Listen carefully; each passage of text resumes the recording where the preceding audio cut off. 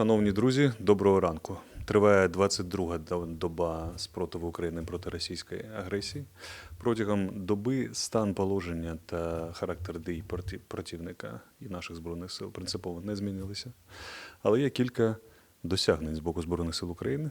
Перше, наші війська знищили командний пункт одної з армій Російської Федерації. Це величезне військове досягнення. Це, можливо, означає загибель декількох генералів і, відповідно, паузу і дезорганізацію введення противником бойових дій. А також протягом доби традиційно показали себе з найкращого боку наші повітряні сили.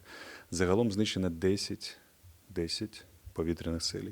Щонайменше 5 літаків, 2 вертольоти, 1 безпілотний літальний апарат оперативно-тактичного рівня і декілька крилатих ракет. Ворог, розуміючи, що він не може отримати перемогу ані в повітрі, а на землі, вдається до традиційних своїх засобів ведення війни. Перше – це руйнування цивільних об'єктів і терор мирного населення.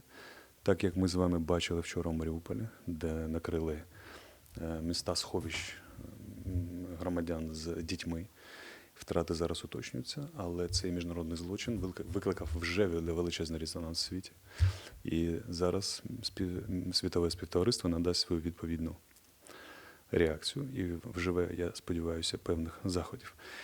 І друге – це потужні інформаційно-психологічні операції, новою темою яких стала нібито спекуляція, нібито на тому, що Україна відмовляється або програє на перемовинах. Я хочу вам нагадати, що принципова позиція президента України залишається в тому, і полягає в тому, з його слів, які він надав в численних інтерв'ю і офіційних заявах, що Україна має бути визнана в міжнародних кордонах станом на 91-й рік. Це перше. Друге, все, про що ми домовимося, має бути краще, ніж до війни, тому що навіщо тоді були жертви українського народу.